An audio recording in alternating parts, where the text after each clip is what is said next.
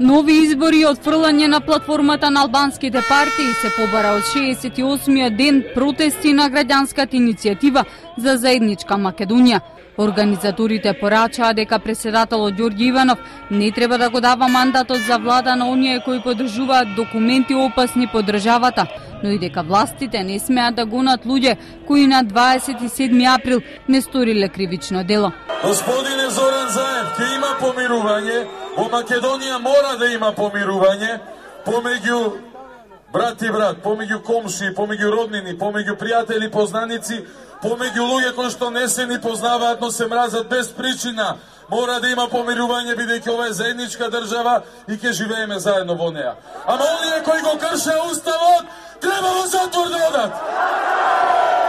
Со мал инцидент, предизвикан од груби провокации и кршење на уставот и законот, најжештените глави влегоа, погрешија, не послушаа нас. Тоа е навреда и за иницијативата.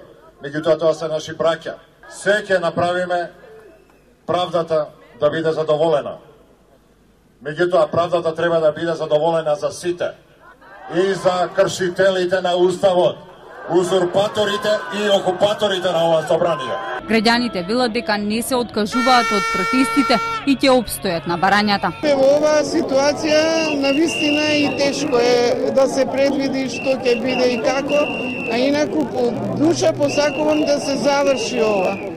Да живееме мирно сите во нашата татковина. Сакам да порачам дека не се предаваме, дека сме тука за Македонија, се што треба ќе се направи. Се знае избори прво, попис, да се преброиме, па после кој ќе победи, кој е подобар, нека оди, нека владае. Избори и приказката е завршена. Или па, валјда има 20 пратеника во пратеницката група на СДС, што малце ќе се чупне главата дека доаѓа подолба на Македонија. Луѓето сватија дека ова е можеби крај момент да сторат, да дадат дел од себе во изградбата на нова Македонија. Организаторите најавија продолжување на протестите од понеделник.